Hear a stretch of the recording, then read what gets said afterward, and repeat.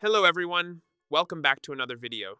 Today I'll show you how to fix Apollo Group TV not loading or working.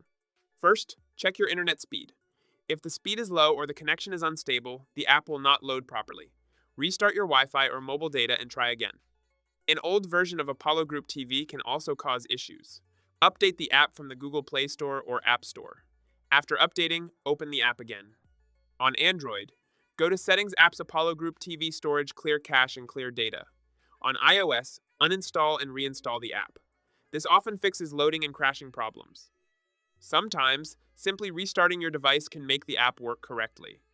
If you are using a VPN or have a firewall active on your network, temporarily disable it and try again.